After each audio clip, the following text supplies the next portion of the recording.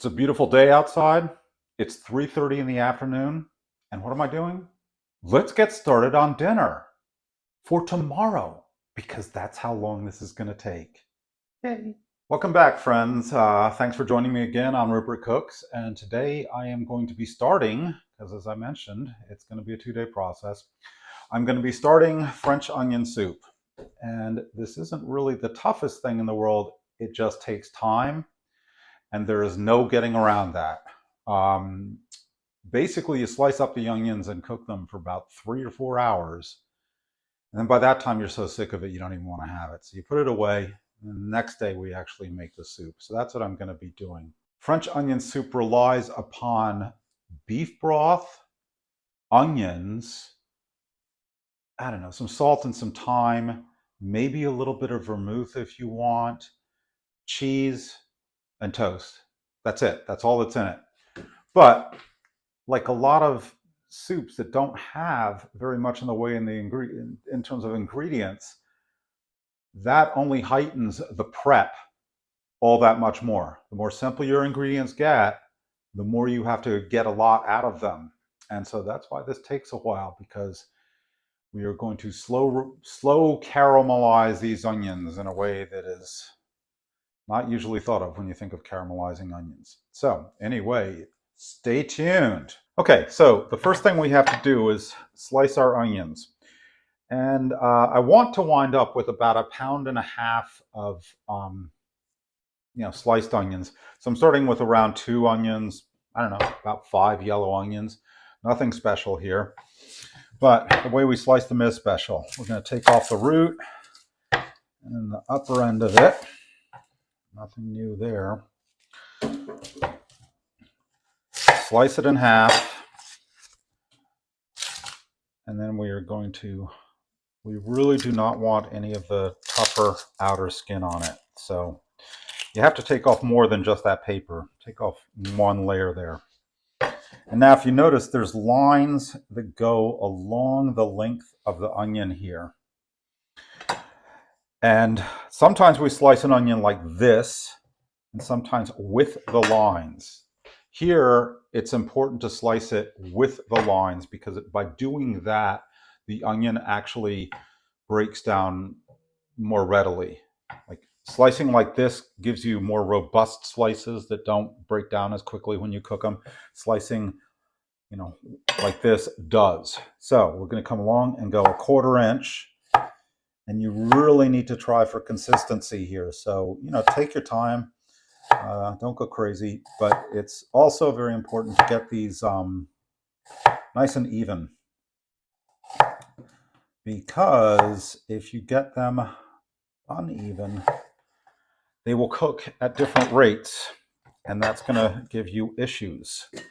Obviously, needless to say, a sharp knife is helpful here. So again, I'm taking off that sort of outer, tougher layer. And also, it's good to get rid of this nonsense in the middle.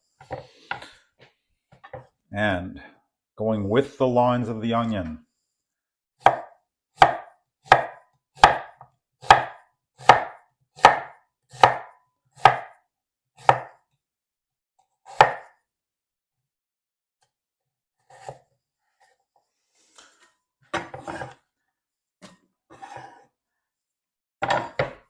Four more to go.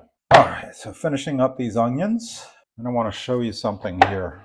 Come along here, and we're going 1/4 inch slices. Once you get a little bit past half of the onion, it can start rocking on you. And that's about it. After that, it's going to get unstable. So turn it down like that. Continue slicing.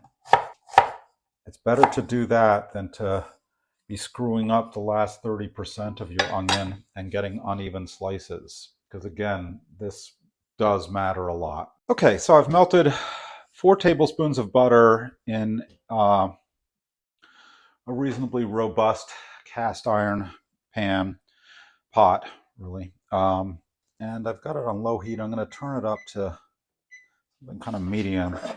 I'm going to put in all the onions here. And I'm going to give them a little bit of a turn with all that. Get all that butter sort of mixed in a little bit, and just stirring this up a little bit. But there's a few things to mention here. I am using a cast iron pot because that will give me much more even heating, especially on an electric stove. This is an induction stove, but even if you had a coil stove or anything like that, an electric stove regulates heat by switching on and off. And the higher the heat setting you have, the faster it is switching on and off. The lower heat setting, the slower it's switching on and off. And what that does is that surges the heat in and out of your pot in a way that gas stoves don't do. Gas stoves, you turn them down and the flame just gets lower, but it's always there. So I don't know if that makes sense, but you can see it if you, I don't know, if you boil a liquid and get the boil going just right, you can see that surging of the heat, turning on, turning off, turning on, turning off, and that rate varying by the intensity that you go with. So that's why I'm using cast iron, because it holds on to the heat. So in those off spells, it's still going to be hot. So it's still going to be heating the onions. So these are all stirred up very well. Another thing I wanted to mention is I am using a cast iron pot with a white lining. And the reason why I'm doing that is because normally I prefer my stove cast iron pots, but this one has a white lining, which I prefer for this because the black lining on the stove pots, you cannot see your onions caramelizing. You can't judge the color nearly as well as you can with the white stuff. So unless you have a huge amount of experience and you're just going to go by time with that kind of thing, you're not going to be able to really tell. Whereas with the cream color, that is one huge advantage of the cream color inside. It, you know, it sort of gets this brownish look to it that's kind of, you know, a lot of people pride that because it's like, well, look at how long I've used this pot. But a lot of people don't like it. They consider it unsightly. Black lining hides that, obviously, but you need a little bit more experience going with the black ones. So I wanted to show you how the onions are going to turn. So that's why I'm using this one. And this one here is a Martha Stewart special. And this was it still is, it's a fantastic pot for the money. I heartily endorse them, although she switched from this loop to two-hole handle to a single knob type handle. I prefer the loop one because it's easier to take them on and off. The knob ones are a little bit more difficult, but no big deal either way. I love this pot. Had this one for, I don't know, 10 years or something like that. Great. So we're going to let this go covered for 15 minutes and check back. Okay, and it's been 15 minutes. And our onions are starting to soften up a little bit. And now I'm turning the stove down to 1. Okay, so what we're going to do is keep this cooking. And as I said, I have my stove set on 1. Might raise it up a little bit if need be, but we're going to keep this cooking. Basically giving it a stir every 15 minutes, and we're going to go hour by hour here. And it is important to do it this way because unless you go for a long time, you're not going to really develop those onion flavors in there. I've also put in about 1.5 teaspoons of salt and just stirred that in as well. If you really just are pressed for time, you can put in maybe 1/4 teaspoon of sugar. That'll brown up the onions a lot quicker, but you're really only cheating yourself if you do that. Okay, so it has now been quite a bit more than 4 hours, mostly because I sort of took a break and decided to bake some bread. That's how long I had. My kids have graduated college. I've got the house painted. All these things. So it's been quite a while, but our onions have cooked down to something really beautiful. And we are going to add 3 tablespoons of flour. You can see how much these onions have cooked down, but this is about the color you want them. And you could do it really fast over higher heat, but believe me, it doesn't taste at all the same. So we're just going to cook this here for about 3 minutes. At this point, you can't let it just sit. You have to keep stirring it, because the flour will make it stick to the pan and scorch quite a bit. So we're going to go for about 3 minutes with that. And then we are going to add our 2 quarts of boiling beef stock. Okay, so we're going to add our 2 quarts of beef stock.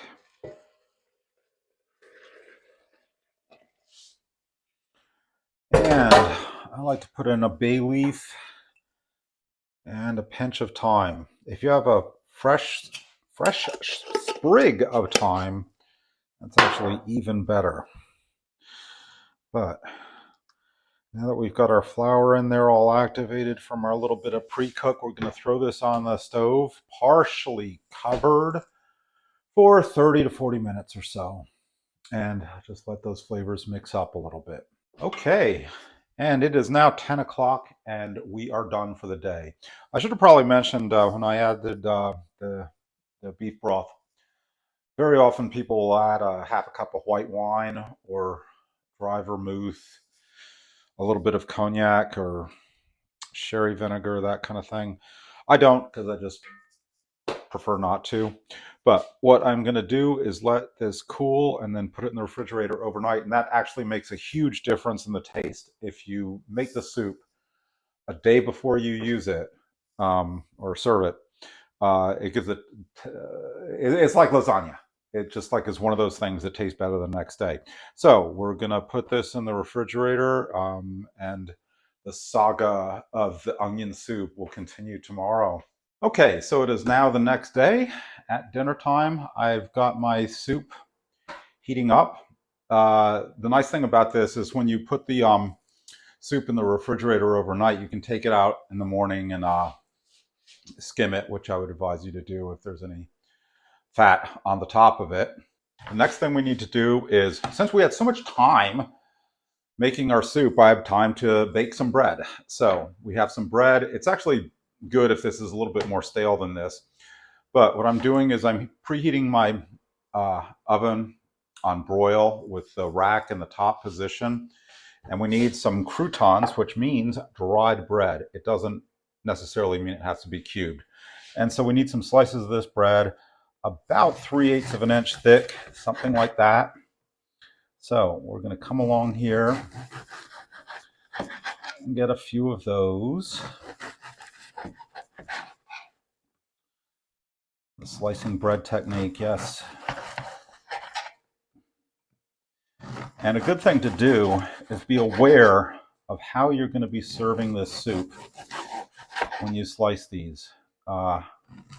Generally, with onion soup, you are not using a large soup bowl. You're using a small 1-cup type bowl. So we're going to have to toast these, but previously we've made sure that they fit. So here's the bowls I will be using.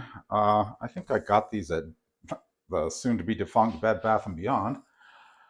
I just like these bowls. So I'm aware of about how big they are, and what I will be able to do is get pretty much 2 slices right in there, which is, it's going to work fine for this. So what we're going to do is paint each side of these with some olive oil, then a little bit of salt on each side, put them on a jelly roll tray, and throw them in the oven to broil. All right, so I have my olive oil, and I'm just gonna, this isn't anything too precise here. Just gonna, oh, it's the Exxon Valdez already. All right, just paint that on as best you can. Well, I just made a real mess, but it doesn't really matter too much, because this, the reason why I'm doing this on a jelly roll pan, even though you don't really need to for a toast, is we're going to later put our soups on these, and that will make a little bit of a mess. So might as well just get one pan all messy.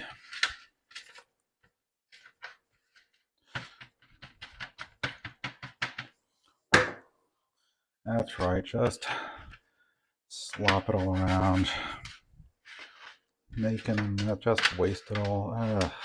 All right, that's okay. You really do need to have to You really are going to need some bread for this, though. This is one thing I wouldn't really do without here, and it's also something where you really will need some French bread. You can just go out and buy some if you want, but I would not be using just loaf bread or Captain Crunch or anything like that on top of these. Gone to all this trouble to make the soup, so all right, I'm going to sprinkle some salt on these and get these in the oven. Okay, so our toast is done. This took about 2.5 minutes on the first side, and then 2 minutes after I flipped them to get them to this color, which is, this one's a little bit dark, but whatever, the rest of these are fine. And this was with the shelf in my top position, my broiler. I've taken them out and I've left the broiler on and now moved the shelf down one. And the reason why I did that is because I previously measured with my little soup bowls that I need to do that, because you don't want to get these things all assembled on your sheet with hot soup and cheese and everything going on, and then go and try and put them in a hot broiler and your shelf is in the wrong position. So broiler is still on, shelf moved down. Your mileage might vary on how long these take. The important thing with broiling, especially with this kind of thing, is you cannot walk away. You have to stand there and just wait for it. If you walk away, you will burn it every single time. So what we're going to get to now is we're still waiting for our soup to come up to a boil. We need that soup hot for the whole thing to come together. You cannot do this just straight out of the refrigerator with warm soup. You need hot soup to do this. So what we're going to do now is get our cheese ready to go on the top of the whole thing. Okay, so I've got my cheese, and we will need a combination of sliced cheese and grated cheese. You also probably want to get something kind of reasonably nice and also a little bit light. This is some Jarlsberg cheese. This works perfectly well. I think that Gruyere might be a little bit strong for this. Emmentaler would also be a good cheese to use. I would definitely not use cheddar cheese or jack cheese or pepper jack cheese. I don't know. Definitely not the first time I was doing this. Maybe if I decide I want to get crazy, I would do that. So what we have to do is get to slicing and grating this. And next we're going to need some slices. Slices. We want to slice this about 1/8 of an inch thick. And this is probably one of the aspects that you're really going to taste. So you want to be using some nice cheese here. Back when I was contracting and doing cabinet work, I used to work for this designer, Roman, and I always say, like, well, how nice do you want the hardware on this job? Or something like, oh, nothing but the finest here, Rupert, nothing but the finest. So we're trying to use nothing but the finest with the cheese here. Okay, so we have everything in place. And now we've got our, you can see how hot this soup is. But that's important, because if your soup isn't hot and you're relying on heating it up in the oven, then you're going to burn the cheese on top. So everything has to be pretty much ready to go.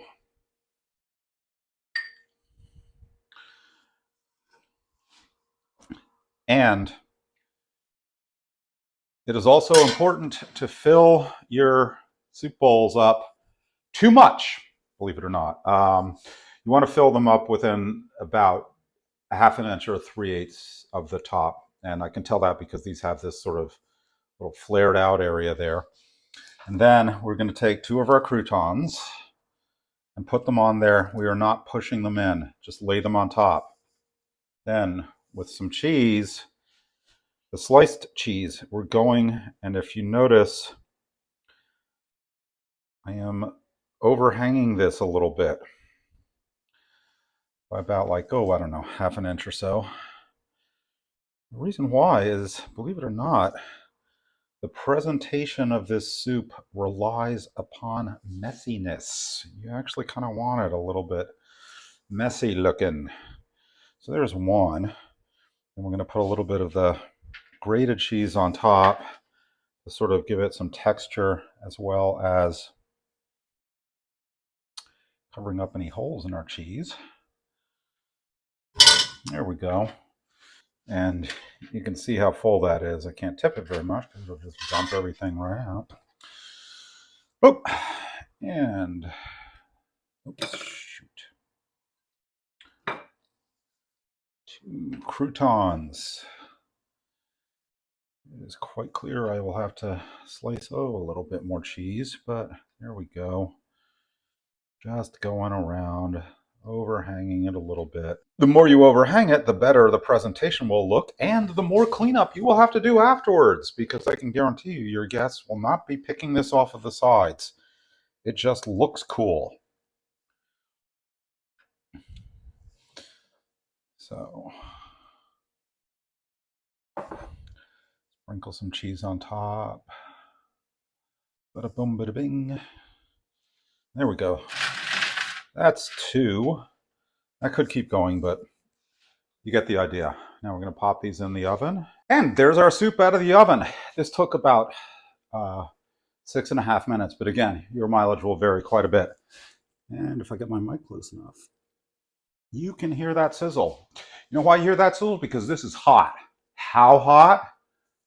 This beats McDonald's apple pie, that apple pie turnover thing, or the coffee. You know, the stuff where your skin hangs off the top of your mouth when you eat it? This is hotter than that. That's how hot this is.